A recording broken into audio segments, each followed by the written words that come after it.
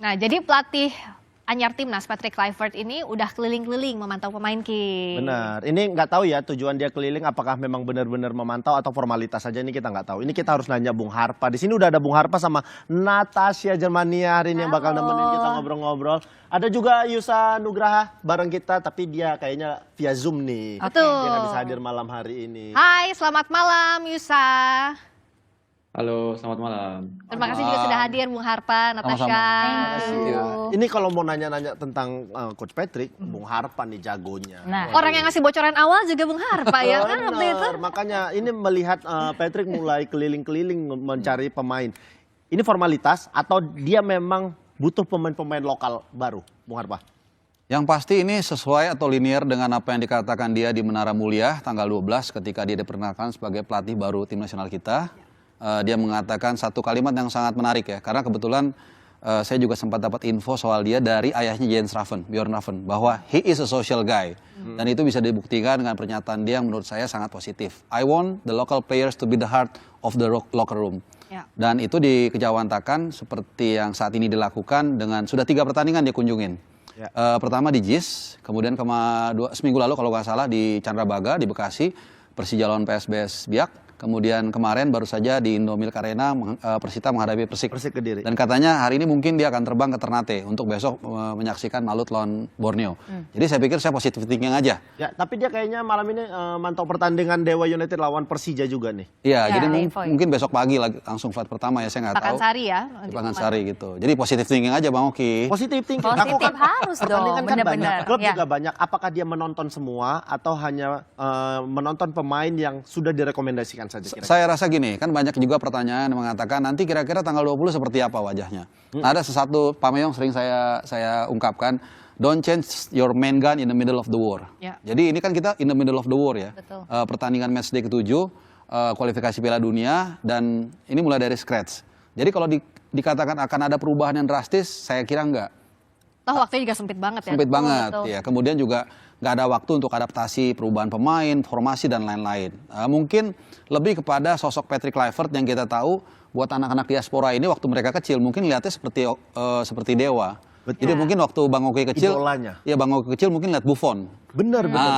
Kan gitu kan sebagai sesama kiper, begitu dia masuk locker room, dia belum ngomong aja udah siap semua begitu. Jadi itu yang lebih diharapkan para mental backbone pemain kita yang banyak didominasi oleh pemain diaspora ini, mereka lebih terpacu untuk mengeluarkan kemampuan terbaiknya. Kalau Natasha sendiri ngelihat situasi ini, apakah udah cukup Patrick untuk menyaksikan pertandingan di Liga Indonesia, beberapa pertandingan ini, atau dia harus menonton semua pertandingan dari semua klub Liga 1?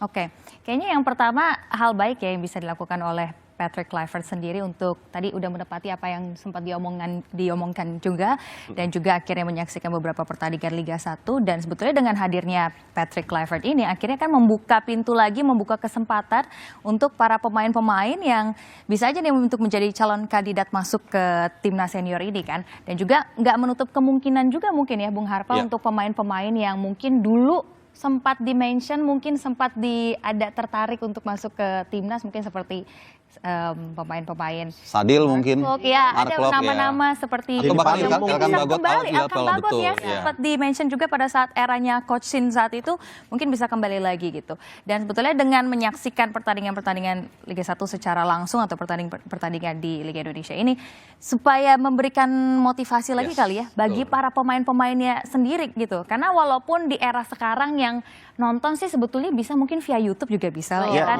atau mungkin timnya videoin terus kirim ke dia untuk disaksikan, itu juga bisa. Tapi kan ini vibes berbeda nih yang bisa didapatkan ya ketika dia nonton langsung gitu di stadion dan memberikan sekali lagi motivasi untuk para pemain-pemain itu, wah saya ditonton langsung nih oleh pelatih timnas gitu. Jadi kan mereka akan tampil lebih oke lagi gitu. Ngomong-ngomong soal pemain ini, sebagai yang biasa mengetahui info-info A1 Yusa, nah kira-kira apakah sudah mulai terdengar soal siapa-siapa saja pemain lokal yang kemungkinan besar punya porsi atau bahkan pemain baru di timnas di eranya Kluivert ini, atau bahkan tidak hanya pemain lokal tapi juga diaspora, Yusa? Ya, kalau pemain lokal saya jujur belum tahu karena ya itu ya Patrick Kluivert, coach Patrick Kluivert sendiri dia bakal sendiri lihat langsung pemain-pemain di Indonesia. kalau pemain dari luar, dari pemain keturunan yang saat ini lagi banyak diomongkan Jairo. Jairo juga kabarnya bakal juga diproses buat dinaturalisasi. Dan kemarin itu juga banyak yang diomongin Miliano Yonathans. Nah, dia pemain yang juga potensial apalagi di posisi penyerang yang saat ini timnas butuhkan. Karena posisi penyerang kan masih belum banyak pemain yang ada di posisi itu. Jadi yang menurut aku potensial itu Jairo di posisi gelandang bertahan dan juga Miliano Yonathans yang di posisi penyerang. Ya, tapi kalau dilihat Yusa ini tuh bisa dibilang agentnya orang Indonesia yang ada di luar untuk mencari pemain diaspora. Yusa, boleh dikasih tahu nggak sih Yusa sebenarnya kok bisa dapat informasi kayak begitu? Gimana caranya sih Yusa? Kasih tahu nggak ya, kata Yusa gitu. Ataukah memang Yusa tuh emang punya kedekatan dengan pemain-pemain diaspora selama ini? Karena kita tahu Yusa kan juga tinggalnya di luar juga. Kemarin dia sempat tinggal di Feyenoord kayak begitu. Ya. Jadi mungkin dia punya koneksi dengan pemain-pemain. Apakah memang seperti itu, sudah berteman dengan mereka atau gimana Yusa? Ya Bang, kalau mungkin boleh cerita dari sedikit waktu masih di Belanda, itu pernah bermain di Feyenoord, betul seperti tadi Bang Oki bilang, pernah bermain di Feyenoord di U15 waktu itu, dan saat bermain di liga itu, liga divisi utama, itu ada kita bermain lawan FC Twente, Excelsior, di mana saat itu Meiselhurst main di situ lawan FC Twente. Jadi aku ada di kompetisi main lawan Meiselhurst, terus Nathan, Choaon main di Excelsior waktu itu. Jadi pernah main lawan pemain-pemain keturunan Indonesia yang sekarang bela timnas Indonesia. Dan dia saat itu memang sudah tahu kalau dia punya keturunan Indonesia tentunya. Jadi saat waktu itu, ini sedikit lebih ke depan, periode COVID. Nah itu kan nggak ada kegiatan apa-apa, semuanya ditutup di Belanda juga. Terus akhirnya ada ide dari ayah juga buat bikin YouTube.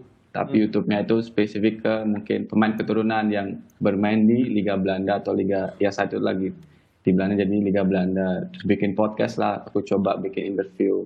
Ya udah aku coba nih panggil Meiselhurst buat join interview sama aku.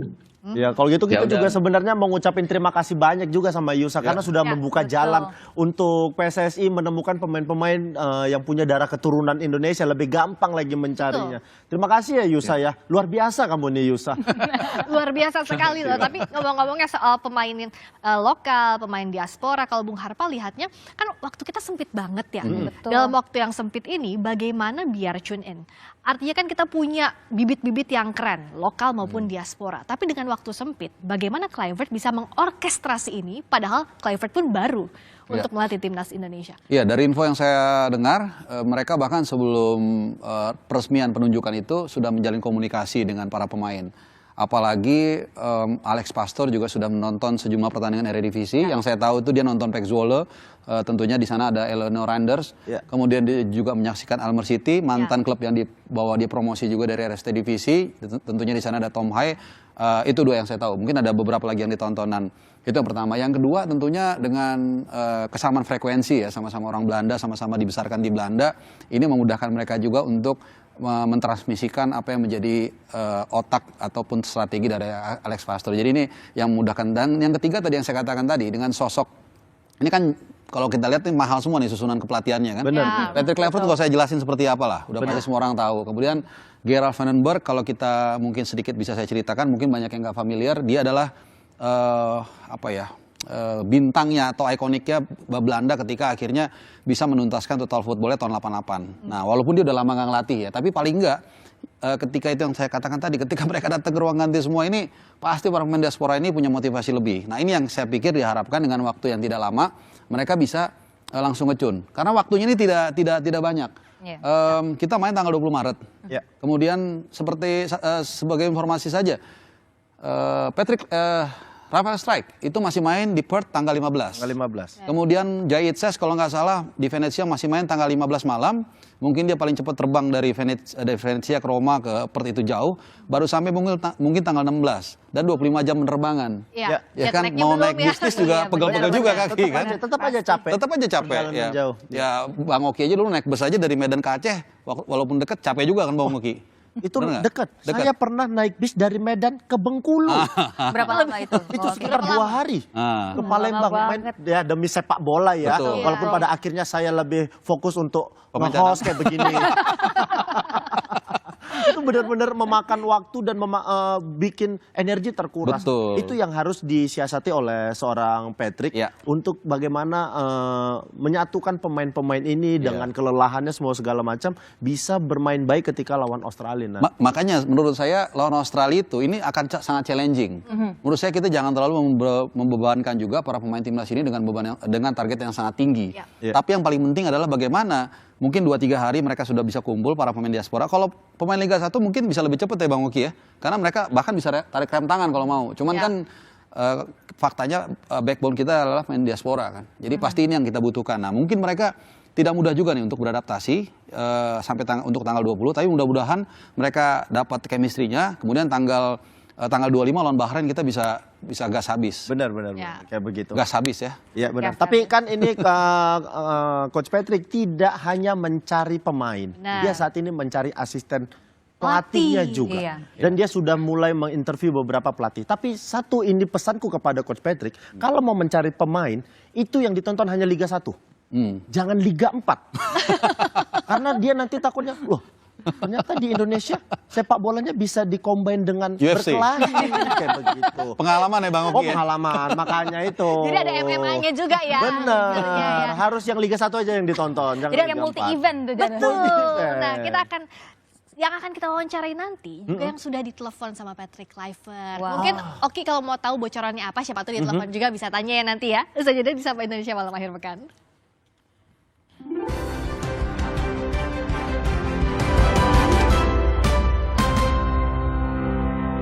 Kalau berikutnya kita ke Yusa lagi. Yusa, apa ya bilangnya? FBI nih. FBI-nya sepak bola Indonesia. Yusa, ada bocoran nggak nih Ya, dirtek kita nih Yusa? Bocoran. Iya. Iya. Kasih terus Yusa. Bocorannya dikasih se-Indonesia nih ya. Ke Indonesia. Iya, kalau dari senyum-senyumnya kayaknya udah tahu nih siapa nih dirtek kita nih. Siapa kira-kira Yusa? Oh, Dirtek. Iya, Ya, dirtek. Dirtek. Dirtek siapa Yusa? Kalau nama aku masih belum dengar ya namanya. Tapi kalau dari mungkin negaranya itu kemarin kan aku tanya juga ke Pak Arya dan dia bilang dari Eropa, memang Dirteknya dari Eropa. Tapi belum spesifik dari negara mana. Terus beberapa hari yang lalu dapat info dari salah satu dari PSSI juga, itu kabarnya Dirteknya dari Belanda juga. Jadi itu ya. Dan itu juga logis sih menurutku karena staf pelatih semuanya sudah dari Belanda semua. Jadi kalau Dirteknya dari Belanda kan memang lebih mudah buat komunikasi antara pemain-pemain dan juga antara staf pelatih. Ada darah Indonesianya juga nggak nih, Yusa? Pak, kurang tahu kalau Wah, Kurang tahu. senyumnya Yusa kali. menyimpan misteri. Yusa, ini jujur aja, ini kamera semua udah kita mati. Tapi bisa lihat diri sendiri, itu gimana ceritanya? Ini kita udah selesai kok. Enggak. Kalau silakan gabungkan dengan bocorannya Bung Harpa. Gimana? Dengan Yusa. Bung Harpa? Ini kelihatannya makin lama PSSI makin ketat nih kayaknya menjaga informasi ya. Karena kan ini dari awal sempat katanya Louis van Gaal kalau kita sedikit flashback ke belakang. Tapi Louis van Gaal kan sudah cukup berumur lah ya, 73. Kemudian juga dia habis ada kesehatannya kurang lah. Kemudian kalau sebagai Dirtek kan dia harus kemana-mana kan. Dia harus ke Sumatera, harus ke Jawa, ke Kalimantan dan seterusnya untuk melihat grassroots dan lain-lain. Kemudian sempat juga Gus Hideng juga terlalu tua juga ya gitu. Tapi ya balik lagi memang ini agak sulit dicari yang ini nih, info A0-nya nih susah nih Bang Oki nih. Kalau Van Bronckhorst? Nggak, Van Bronckhorst itu jujur harganya mahal. Oh, kalah di harga Ya, kita. dan kemarin pun Oke. dia salah satu yang di audisi untuk menjadi pelatih. Iya. Tapi dia ini tipikalnya suka bawa rombongan. Salah satu pelatih kipernya itu yang dia sering bawa adalah Ruud Heps.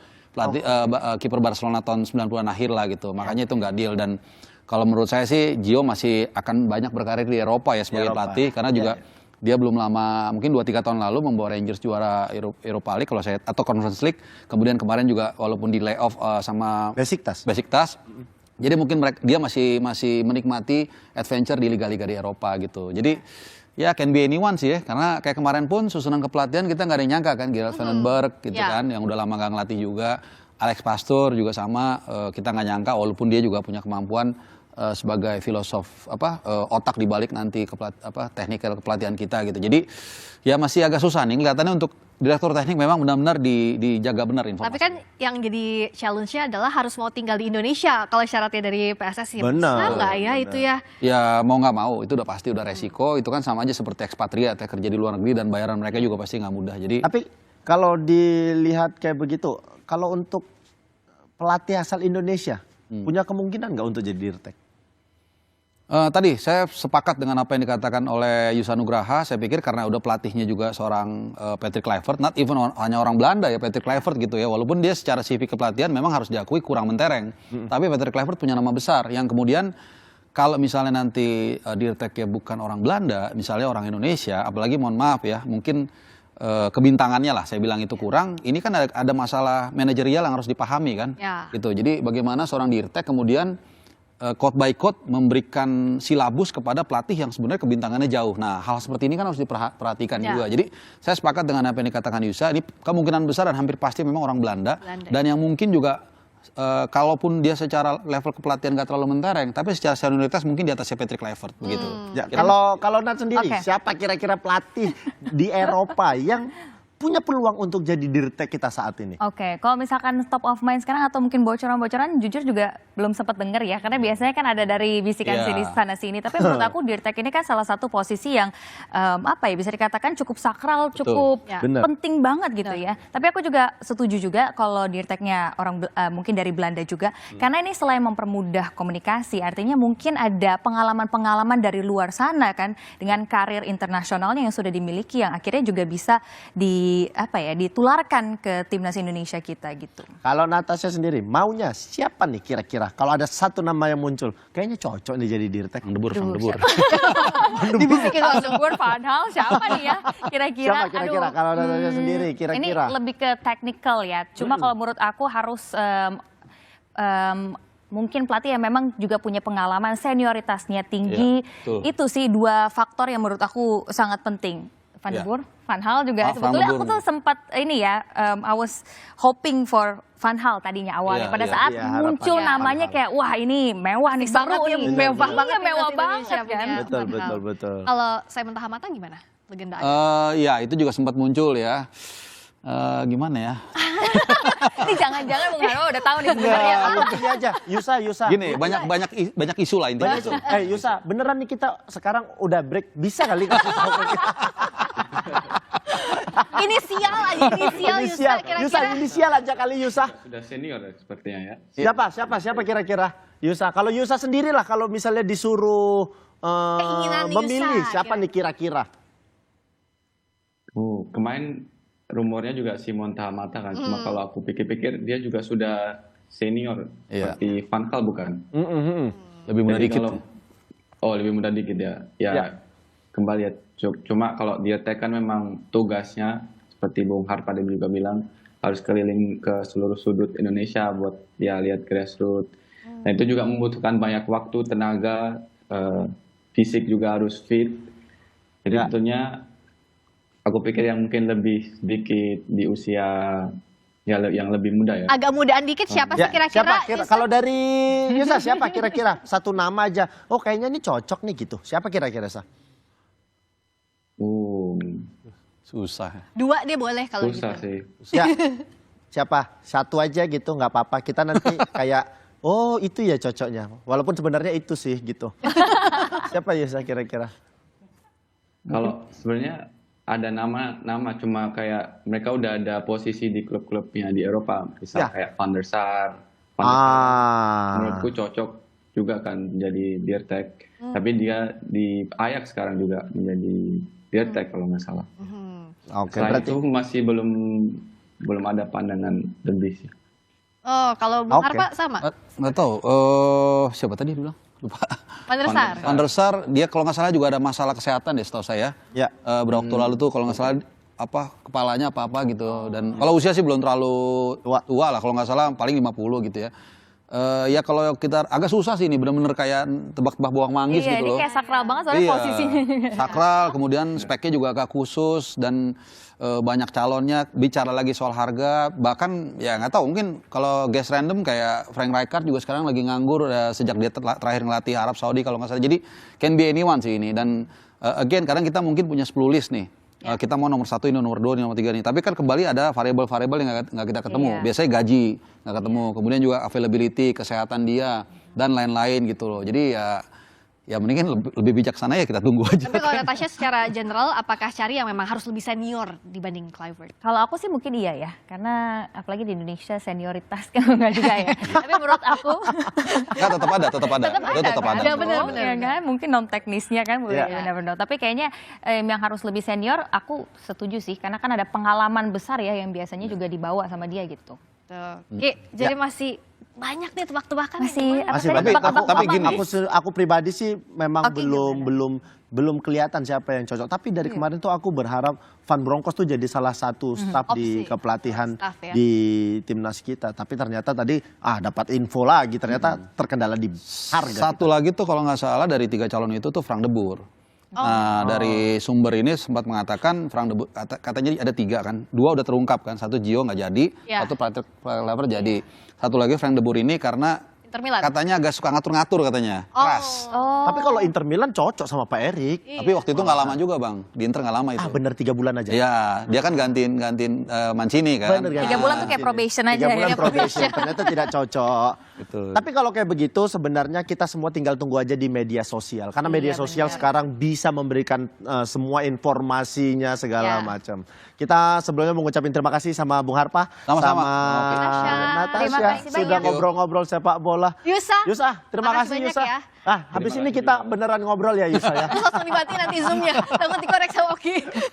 Kalau diminta WhatsApp besok, mudah-mudahan sudah ada nama ya bocorannya dari bener. saya.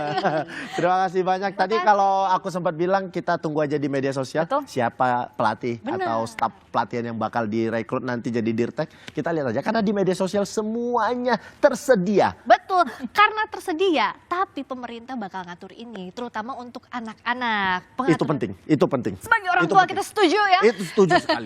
Nah, detailnya kayak gimana? Di Sapa Indonesia Malam Akhir Pekan, sesaat lagi, jangan kemana-mana.